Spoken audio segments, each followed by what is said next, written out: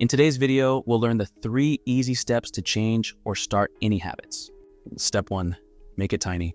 Decide what you want to change and make it as tiny as possible. I don't mean the overall habit change you want to achieve needs to be tiny, but the steps you take each day to reach it must be as small as possible because you want them to be easy. Let's say that your goal is to start flossing your teeth. You should start by flossing 1 tooth on the first day. On the second day, you would floss 2 teeth, and so on until you were flossing your entire mouth. Here's another example. Maybe you are a writer and you're struggling to finish your first book. You would like to write 1,000 words daily, but that's a struggle for you right now. Look at how many words you have been writing each day, if any, and then choose an amount that would be easy enough to reach in one day. Let's say that number is 50 words. You start writing 50 words daily in your book, slowly increasing them. Before you know it, you're writing 1,000 words every day. The thing is, you are tricking your brain with these tiny little habits. This is why you naturally start to do more than your tiny goal on some days because it is so simple. This can work for any habit you are looking to create. On the flip side, if you want to stop a habit, you can do the same thing. For example, if you are a smoker, figure out how many cigarettes you smoke each day, and then figure out how many you can smoke without feeling like you're going crazy. If you're a pack-a-day smoker, you smoke 20 cigarettes a day, you could start to lower the number of cigarettes you smoke each day by 1. The point is to trick your mind into thinking your actions are so easy.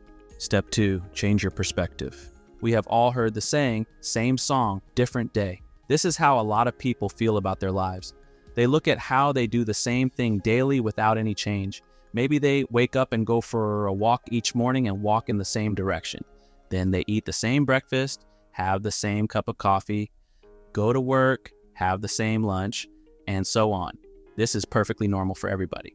We wake up and do the same thing, or at least close to the same thing every day. But this can get old and get in the way of our success. We must learn how to think differently. You can't simply go through life using the same thought processes. You won't be able to create a different life if you don't change your thoughts. The best thing to do to help you think differently is to change your perspective and view things from a new point of view. First, change up your routine. If you always go for a walk each morning, then try to take the opposite route of what you normally take. Instead of walking out the front door, walk out the back. Instead of turning left, turn right, or take an entirely different route. You will see things you have never seen before when you take different routes. You will also see things you have seen, but from a different point of view. When this occurs, you will see more dimensions and start to understand things on a deeper level. Your life is going to benefit from these little changes. These small changes will make you aware there is much more to the story than what you first see. After you have found that awareness, you will start to look for the whole story. The missing pieces that you find may be what you need to figure out any problems you may be having, learn something new, or simply change a thought pattern. Another way to change your perspective is to take back your power. It is very easy to fall into a rut of thinking where we always point the blame at somebody else or a situation outside of us. For example, it's easy to think that another person has more charisma than you, making you think you won't ever achieve what they do. But if you switch up that perspective and look at things positively, you will be able to see that you have a path to improve yourself. You might not reach the same charisma another person has, but you can develop your own in your own way.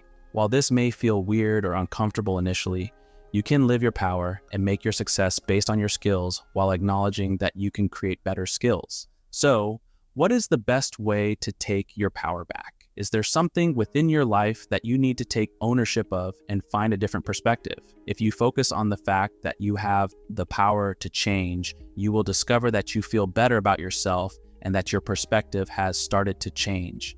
You can also visualize your problem differently. This helps you create space in your mind to create a new reality.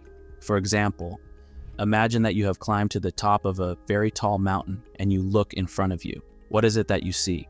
The valley below with its tiny figures, the horizon, the sky, and you see the immediate things like shrubs, rocks, or trees. Now imagine you are at the bottom of the valley. Look around and see what you can see. You can see the mountain before you with its peak so far away that you can't see the trees and rocks on it. You can see the sky even farther away and a few puffy clouds. The immediate surroundings are no longer hard to see. They are now full of life. You can see what you couldn't while standing on the mountain. If you start looking at your problems in life this way, you will start seeing something new by seeing them up close and far away. You may notice that things aren't exactly as they seem, or you may find that one detail you need to make it to your next step. You will open your mind to new perspectives, details, and paths. Step 3, be patient. Patience plays a big role in changing habits. Unfortunately, many set goals only to give up before seeing any results. So many people will start something new, like a diet or business, and give up after a week. The biggest reason is that they lack the patience to see it through. The goal is realistic, simple, and small, but it doesn't happen quickly enough for them. You have to realize that changing your habits will take time. How many times have you sat and listened to a big, successful person talk about how amazingly easy it was for them to earn money with their business? Do they also tell you about the 10 other businesses that failed? Do they tell you about all the long hours of working and reading? No, they don't. Why would they want to talk about the struggles? There is a very simple answer to that. They want to sell you whatever they are trying, whether a book or a program. What do you think the odds are if they told people the truth about how hard it was to get to where they are, that a person would buy their product? Slim to none. We only see the finished product after they have overcome all the difficulties. There is no such thing as overnight success. Every successful person will tell you you must be patient to reach your goals. We cannot devise a goal and expect to reach it in a single day. It wasn't a huge mountain if you were hiking up a mountain and it only took an hour to reach the top. Mountains and goals are supposed to be difficult, so we are pushed to do something we have never done before. Your big goal doesn't need to be something nobody has ever done. Instead, it should simply be something that you haven't done before, which will push you beyond the places where you have been. The goal should make you better than what you were before. Thanks for watching till the end. Remember to like the video and subscribe if you are new. Until next time, have a great day.